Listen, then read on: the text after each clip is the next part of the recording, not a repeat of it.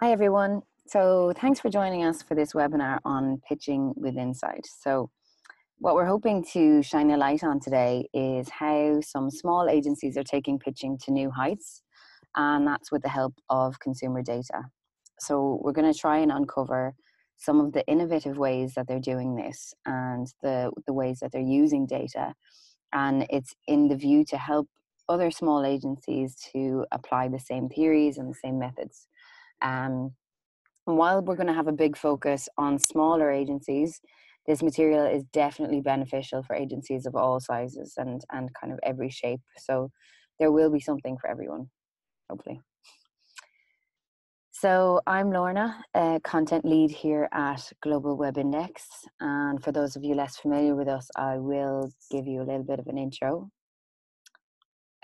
But just before I do that, I'm joined by Devon Zdatny, founder and CEO of First and First Consulting. So First and First is an independent consultancy that helps businesses to make better decisions by marrying analytics and strategy. So before founding the company, Devon worked for leading agencies like BBDO and Ogilvy, and her insights have helped shape marketing strategies for Fortune 500 companies such as Pepsi and Amazon, to name but a few. So Devon, it's really great to have you. Thanks, Lorna. It's great to be here. Great. So just to give you an idea of the kind of thing that we're going to walk through today. So firstly, I'm going to give you a little bit of an introduction around Global Web Index for anyone who's less familiar with what we do. Then we're going to look at, so have a quick look at the data and the research to see, get a kind of an overview and a feel for today's consumer, how trends are changing and what this means for agencies today. And then we're going to bring in the role of insight, try and understand how this fits into the current landscape and essentially how it's changing. And then trying to tie this all together and make it applicable to pitching and on a higher level also storytelling. And finally, we're going to try and bring this all together with a practical case study of what it takes to win a pitch with insight of this kind. And we should have time at the end as well for Q&A with Devon. So for those of you less familiar with us, Global Web Index is a market research company, and we provide consumer insights to leading brands, marketing agencies, and media organizations all around the world. And so we're home of the world's largest study on the digital consumer. The reason for that is we have the largest panel of consumers globally at 22 million, and that's across 45 markets. So our research is representative of around 2 billion internet users. And we make this data available through an intuitive subscription-based platform, and that allows teams to dive in, cross-analyze their audiences, and understand behaviors, attitudes, interests, and a lot more. So I'm going to tell you a bit more about First and First Consulting. So we are a consultancy focused on leveraging data and research in order to deliver actionable insights and strategies for our clients. So we really specialize in streamlining the path to insights by innovating on these tried and true research techniques with best-in-class technology and really unique methodologies. And this very much allows us to operate at the speed of our clients' businesses without being cost prohibitive or cutting corners on substance. So we work both direct to brand as well as with larger agencies as well as independent agencies. Great. So let's start by looking at what we know about today's consumer and how they're changing, and also what exactly this means for agencies today. So especially in the case of independents. For starters, what we do know about today's consumer is that they're doing things a lot differently. So in turn, they're thinking differently. The way that they discover, research, and interact with brands and marketing is a lot more fragmented, and it's making them harder to reach. So if we think about the fact that more than 7 in 10 consumers now purchase products online, that's every month. The fact that we have 8 social media accounts each, which has grown up from 3 in 2012. the fact that millennials are spending over 2 hours and 38 minutes on social media every single day, and 16 to 24-year-olds using social media for product research, and kind of understanding this shift of social media into the commerce realm. So all of this is really fundamental knowledge for any agency to understand, and for a number of reasons, really. So as these consumers become more fragmented across platforms and channels and devices, even though they're spending more and more time and money online, brands need to know exactly what works and why, so that they can streamline their spend.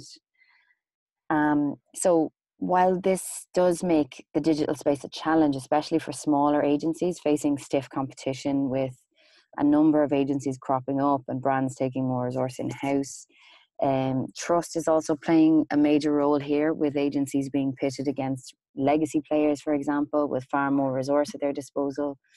But at the same time, it's opening a huge amount of opportunities. And having access to insights like those that we showed on the last slide, and knowing how to use them, is the way to get ahead of this competition. It tells clients that you know their consumers well enough to offer the experience that they've come to expect, and that you will be in front of the right eyes at crucial times. So with a whole host of advantages, especially in the case of independent agencies at their hands, like their flexibility, their passion, and this personal touch that's somewhat of a rarity in the industry, you could argue, they're in somewhat of an ideal position. Yes, and this is very much aligned with what we've been seeing. So, there's really much a chasm between the old agency realities and the new changing expectations of clients, that independent agencies often find themselves stuck somewhere in the middle. So the old agency realities, start with the idea of being very creative centric, the idea that it was all about the art and the emotion behind what we were creating. But now the clients are pushing agencies to be much more consumer centric and think about who the consumer is and what they care about when they're creating marketing and advertising. We've also made this shift from very broad targets, anyone with a poll 16 to 64, to more targeted micro segments. You see some clients have up to 12 different markets that they're trying to reach on an ongoing basis, which is very problematic from the standpoint of really fundamentally understanding them truly and deeply, but also understanding their ever-evolving needs and behaviors, that it's hard for independent agencies to keep up at that rapid pace. We also see the old agency reality of a lack of data. Maybe we had a brand health study that came out once a year, and it was really pretty rare to see much data go through the doors anytime in between. And now we're in the stage of big data. And I put big data in quotes because there's definitely quite a bit of hype around big data, and I don't know if we've necessarily mastered it as an industry. We have so much data and just so little sense of what to do with it. And so as a result, independent agencies tend to find themselves stuck somewhere in the middle, really understanding how much data is enough data. So as a result, we're at this point where we're moving from these subjective decisions to data-driven decisions, but there's definitely a bumpy road along the way. So why do independent agencies fundamentally struggle to, get out of this insight purgatory? So first and foremost, this idea of data-driven insights has a very high barrier to entry, is the perception, right? So you have to invest in the tools, you need to invest in the people that are able to man the tools, and you need to carve out time in the day in order to effectively use them in a meaningful way. And what makes it even more complicated is the increasing amount of work that is project-based. So it's hard to allocate a certain amount of dollars to a tool, to a body, when work is ad hoc and comes in lump sums rather continuously throughout the course of the year. Independent agencies, as are most agencies, right, are in this fast-paced environment. And when you're in a fast-paced environment, often it's very easy to say that that's a barrier to innovating on your process and getting better and introducing new technology. But it should very much be seen as an opportunity and a need to innovate on the process. And lastly, this idea of heavy competition coming from larger agencies, both from the standpoint of resources, but also in terms of the client relationship, has historically been something that, larger agencies, agencies that are part of holding companies, have traditionally owned that higher level thinking that is more foundational to the brand. And that's a connection that's really hard to disrupt. But these barriers should not be seen as barriers, right? There's so much opportunity for independent agencies, arguably more so opportunity than there is for larger agencies. So first and foremost, despite all of this big data hype, it is still a way to differentiate. This is not something that anyone has mastered. And there's still so much room in order to improve and create new ways in. So, despite the fact that there are agencies out there that position themselves as being experts in this, there's always an opportunity for new market entrants. Additionally, being smaller and more agile really allows you to innovate because you don't have that bureaucracy. You don't have the organizational silos that say that strategy can't touch data and can't present data to clients. You don't have the bureaucracy that says that analytics can't go ahead and make recommendations and tell a story that does exist in many larger organizations. And a lot of larger agencies are doing a great job at breaking down these barriers, but being small and being agile should really enable you to do that from day one. And I mean, the best part is that there's the way we've always done it, right? Is, of course, everyone comes to the table with some level of experience that drives how they operate in any independent agency. But with that being said, many times you're working with new uncharted territory that you can really carve out the path, and you don't need to really rely on the way it's always been done. And lastly, brands are expecting these smaller agencies. They're bringing on smaller agencies because we're in such uncharted territories, and they want smaller agencies that are able to break the mold and do new and innovative and disruptive things that they may have not seen from some of their other partners. So how can independent agencies really break out of this chasm? So the first is investing in solutions that have the economy of scale, things that require little time to pull data, to pull insights, things that don't require a massive amount of setup, things that don't require necessarily a full-time staff in order to operate it. Things that, every time you use the tool, every time you use the technology, that there's not an incremental cost that you're going to get hit with, is a huge way to start to ramp up your data-driven insights practice. You also need to productize. You need to understand, what are you making? How much are you going to sell it for? How is it going to get produced? How is it going to get billed back to the client at the end of the day? So you can use this data in pitches, and that's incredibly important. And we'll talk about why that's a winning approach. But at the end of the day, it's also important that you're billing this back to clients once you actually have the business. Understanding the limits is a huge problem within brands and agencies alike, is understanding what do these tools do, whether it's a global web index or otherwise. There needs to be an internal understanding of what your tech stack does and what it can offer and what insights it provides. Productization is a way to get there, but there's always going to be nuances. I really recommend that everyone does internal trainings with account teams, with production teams, that they really do have an understanding of what everything does and what can be expected. And in terms of your practice, the worst thing you can do is, say, okay, we've productized, we have this offering, let's do it all tomorrow. You need to be realistic with yourself. And so, we very often will set up crawl, walk, runs for clients with marketing initiatives and things similar, but we should do so with ourselves in terms of our internal offerings. Really lay out for yourself, what are we going to do tomorrow? What are we going to do in 6 months from now? And what are we going to do in a year from now? And what do we need to do in order to get there. What do we need to sell? What staff will we need? What tools will we need? So that you're planning ahead, and you don't need to follow that path to a T, right? Because the marketplace is changing so quickly. But having goals and having expectations for where you're looking to go is so key. So all of these fantastic, tips and practical advice and everything that kind of has been given us there by Devon is amazing. And it's leading us all to one particular crucial element, and that is where insight plays a role. So with all this change happening in the industry, across consumers, everything, it's also bringing us to this whole conversation of how the role of insight is changing across every kind of business. It's not just agencies, it's businesses of every shape and size. So it's playing a more pivotal role in every decision-making facet of any business, you could say. And that means that for agencies, as the specialists, it has to come first. So this ensures that the consumer is at the heart of everything that you do. So this might be nothing new for agencies who've relied on like really robust consumer research to guide their pitching and their recommendations and their actions since their inception.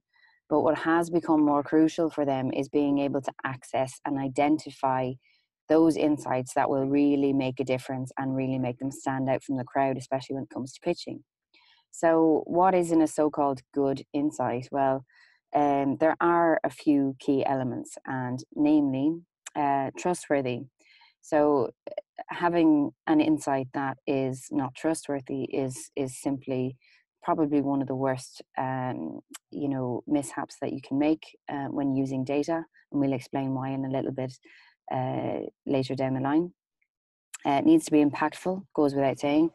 It needs to be recent. So what used to be considered recent years ago is no longer the case. So we're getting a lot more fluid. We're expecting research to be a lot more timely, and there's a lot of good reason for that. And ultimately, it needs to be unique. And that's not an easy thing to achieve with insight because, as Devon explained earlier, there's so much data out there. And there's so much data that you have to wade through in order to find those insights that actually tick all of these boxes. But the main thing is that they are there, and it's possible to, uncover an insight that does tick all of these boxes. So what you need to remember, though, again, is, of course, that the quality of your insight all comes down to the quality of your research or your data. So it's crucial to be sure that your research tells you everything that you need to know before you get started. A few key elements, like what good consumer research tells you, it does answer all of these questions. So who, for example, so that would be looking at like demographics, but far more than just demographics alone, looking at attitudes, interests, lifestyles, then understanding what it is that they do. So like media consumption, kind of analyzing the online purchase journey. Why? So their motivations, their preferences, their perceptions, their opinions, and of course how. So things like how social media usage is changing, and on this diagram in particular, the why part of the equation is something that's often missing when speaking to brands and agencies alike. It's a crucial point that's sometimes overlooked, and it can spell the difference between a campaign or a strategy that wins and one that fails in today's landscape. So when you're thinking about this as well, it's always useful to think about, firstly, okay, what do I want my data source to answer? What questions am I asking myself that I know that my research can answer? So it could be things like how they spend their time online, obvious things like social platforms that they're most active on, but it could come all the way down and kind of really thinking about this why element as well. How do they perceive my brand? what fosters brand loyalty. So what motivates them to buy is obviously a key one. So it's an interesting and definitely a worthwhile exercise to put your questions all together, and to do this before you choose a data source, so that you know that you can get the answers to these questions.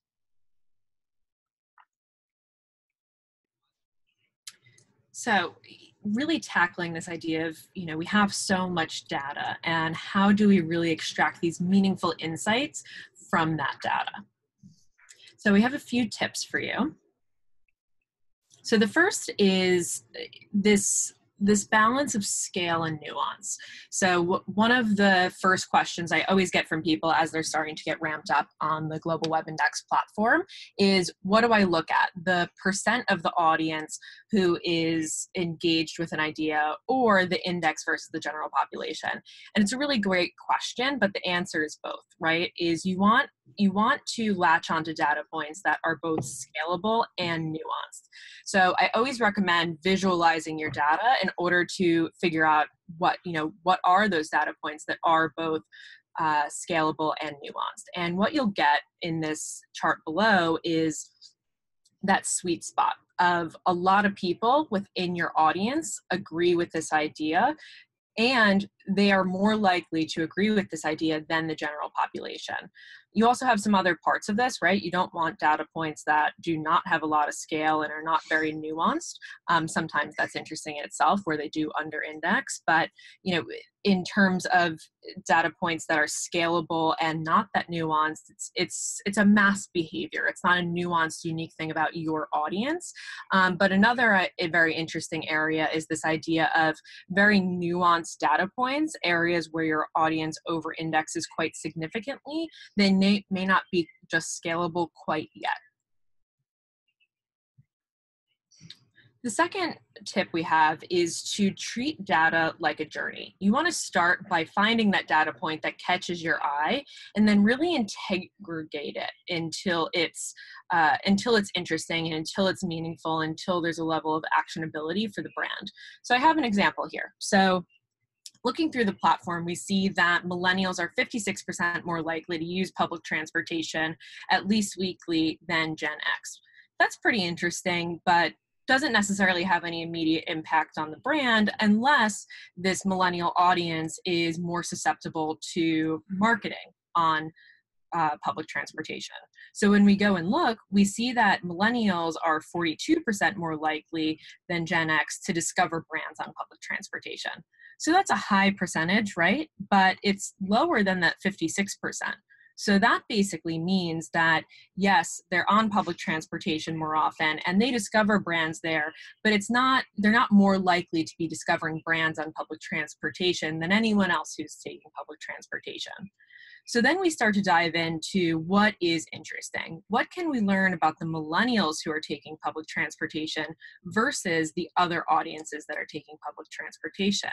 And we found this nugget that millennials who take public transportation are 2 times more likely to be high income than Gen Xers that take public transportation. So here's something we can latch onto and action on, which is this idea that public transportation really does represent an opportunity for the brand to reach high income millennials. And the third tip we have here is that less is more. Do not hold yourself accountable to presenting every single data point in any tool that you have access to. Use the data that matters. And so I find this framework very helpful in order to understand how to present your ideas to clients. The first and foremost is say it. What is the thing that you've uncovered, agnostic of a data point? What is the point that you've really found about the brand that you want to convey to the client? But next, to Lauren's earlier point, you got to prove it. It needs to be trustworthy. So you want that data point that backs it up. This could be that a certain percentage of your audience is interested in something. It could be that they over-index compared to the general population. And then you want to contextualize it. How much more likely are they to do this than a comparable audience, than their peers, than the general population? Because you'll always have clients asking, oh, well, 67%, is that a lot? Is that a little? And lastly, it's all about actioning it, right? Why does all of this data even matter unless you're going ahead and doing something with it? So when you're presenting these insights, there should always be a point and a level of actionability to everything that you've started to unpack. Wow, some really fantastic tips there. Thanks, Devon. So definitely useful to think about that idea, that last idea as well, about that less is more. So it's not about wading or kind of drowning in sea of data. It's about quality, not quantity. So focus on the stuff that really matters. Some really, really good tips.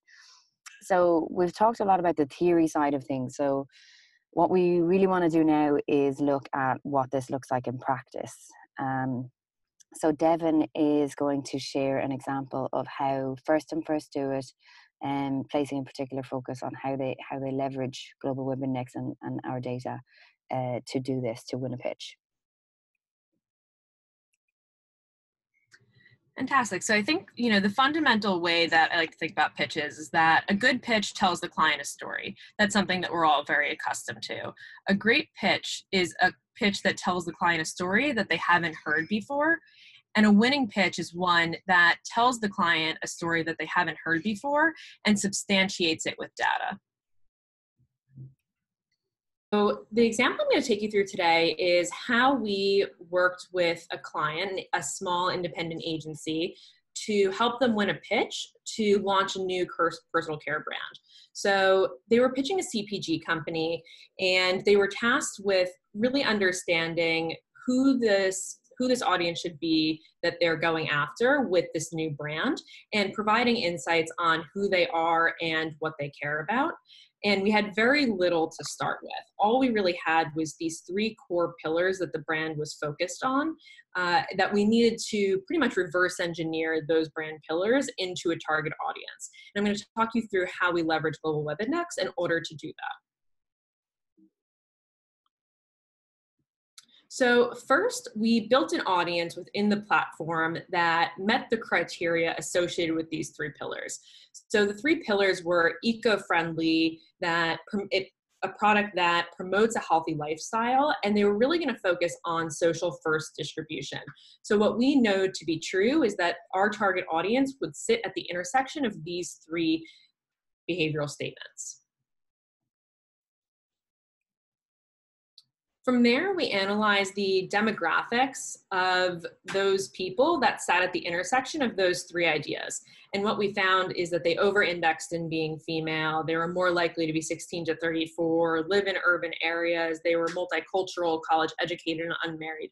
So we found a lot of really interesting data points about this target consumer, but we ultimately needed to decide who was the person as a broad target that we were going to go after. So it was all about this idea of structuring a target that balanced scalability with precision. And so we ultimately landed on women ages 18 to 34 who were college educated. They were single or in a relationship, but they didn't have any children. And they valued brands that did social good. So from there, we use this insight framework in order to really understand some key components about them. So when we looked at their worldview, we saw that these are people who treat the world like a library, and that they feel like each country is a book worth reading. So we see this come through in the idea that they're significantly more likely than the general population to agree that they're very interested in other countries and other cultures. Their view on society, they feel that society is constantly trying to put them into these boxes that they don't simply fit into. And so we see them very significantly over-indexing in things such as saying that their sexual orientation, that they identify as other, that they over-index in describing their ethnicity as other. They fall into this other box and don't really fit into society's conformed boxes. When we look at their view of brands, we see that they choose the brands that they buy from as carefully as they choose their friends. And they really only advocate for brands that they have a personal one-on-one relationship with. And lastly, their view of themselves. They believe that success is about taking actions that they can feel good about. That's it at its core. So we see that they're much more likely to strongly agree that they're always striving to achieve more in life. But at the end of the day, it's not about money. Money is not the best measure of success. They actually under-index in thinking that money is the best measure of success. We see that to them, good actions and feeling good about themselves, that's what really matters. So how do we connect to these consumers at their core? So we want to tell the heritage story of the brand. It was a brand that was inspired by an Eastern country. We wanted to tell this heritage story in a way that was educational and enriching, really talking about the purpose behind the country and the culture in which the brand originated from. We need to really make sure we're representing our consumer in non-conforming ways. We should never be representing the target as a woman who fits into any particular box. She should never be one gender, one race, one background, one job description. She is who she is, and she's her own person. We should be providing her those granular details that they demand in engaging ways. We know that they really need to know a brand to associate with a brand. So if they're going to buy from us, we need to make sure that they have all of the information that they need when purchasing an eco-friendly product to make sure that we're aligned with their ideals. And lastly, we need to be a brand that they feel good about by taking actions that they admire. So, while every brand should be doing some level of corporate social responsibility and charitable initiatives, we knew that this is a brand that it needs to be so central and core to the brand that it was ultimately something that should probably be involved in the core business model rather than just a marketing initiative.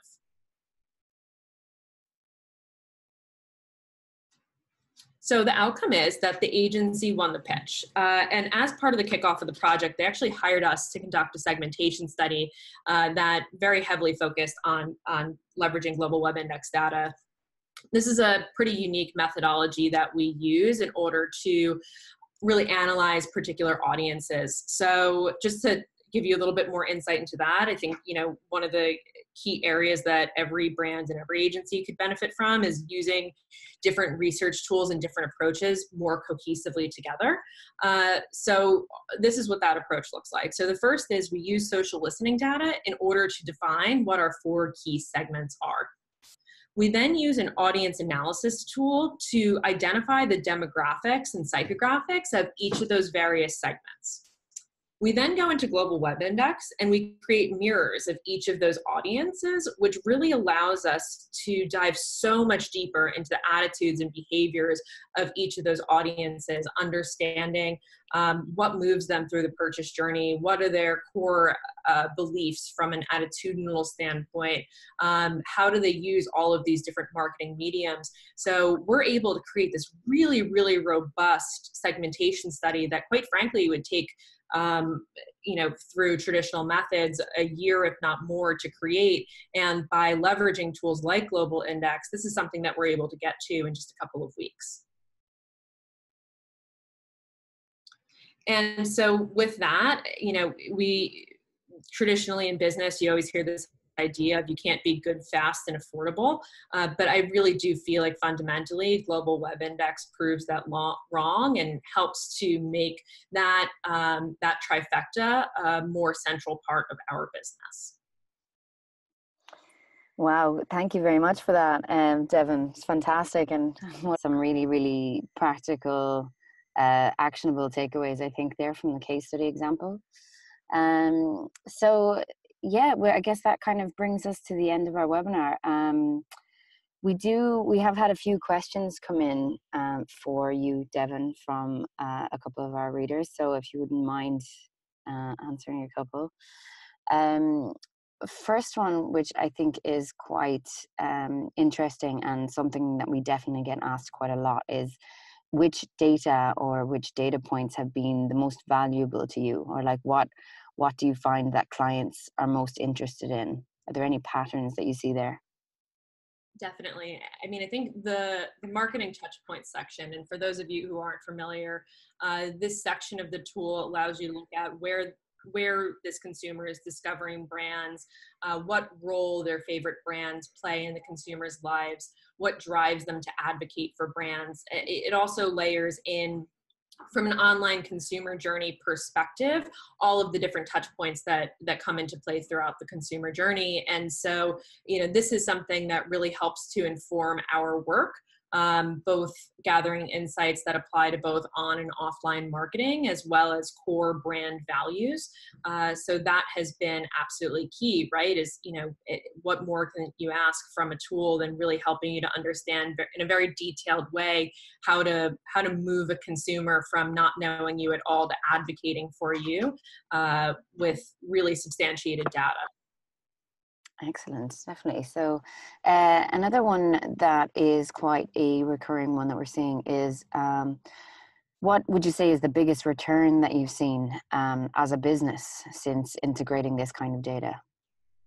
Definitely. I mean, I think replacing much of our custom survey related work with global web index data has been massive. I mean, we're at a place in the custom survey world where it's really hard to get a respondent that's highly targeted for less than $3 per response. So when you think about the multitudes of using a tool like global web index, that there's not a fee every single time that you want to ask a new question, has been tremendous in terms of the economies of scale. And when you think about just, comparatively the low cost of the subscription to global web index compared to even running a dozen custom surveys a year, the long-term value from a comparative standpoint is absolutely is a huge cost savings.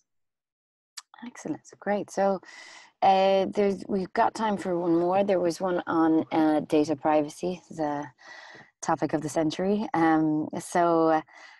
How can indies ensure compliance while driving performance? So I guess looking at like new changes in legislation and how they're impacting the landscape, how can indies ensure that they are kind of staying on top of this while kind of ensuring success at the same time? Definitely. I mean, I think first and foremost, you need to start by being very aware of the vendors that you work with, what their compliance is with different data privacy laws. Most of them will have statements on their website that talk about whether they are or not compliant with any new regulations that are coming into play. Really checking that on an ongoing basis and having an open line of communication about what is compliant and what is not. But I think fundamentally, we're seeing that it's important to invest in data sources that are more immune to these data privacy concerns than others. So something that gives us a lot of comfort about Global Web Index, as well as a variety of other sources, is that, survey data that someone is opting into, I can feel very confident that that's not going anywhere from a data privacy standpoint anytime soon, and therefore makes it a much better investment than other tools that may be a larger concern. And not to say that you shouldn't invest those tools and get the most out of them while you can, but you need to understand how that landscape is evolving, because that can get quite tricky. Is one day if the rug is pulled out from under you and it has nothing to do with anything that the vendor wants, the vendor is hoping for, and it just has to do with the laws that are being put into place. So get smart now, stay smart, and invest your dollars in the stable areas. Excellent advice. Great. Well, thank you so much. And yeah, that brings us to the end of our webinar. So thank you to all of you for listening and for watching. And massive thank you to you, Devon, for sharing your insights and your ideas with us. They were fascinating for me, and I'm sure for the readers as well. It was my pleasure. Thank you, Lorna. Not at all. So so feel free to reach out to me with any questions that you might have. You can get me at lorna@globalwebindex.com, or else you can visit globalwebindex.com for more on what we do and to get a a copy of these slides and more content around this kind of area and subject matter. I'll follow up in due course with a copy of our ebook on this very topic for all the attendees, and if anyone needs the slides or if anyone's interested, we can also provide those, and we hope to see you next time.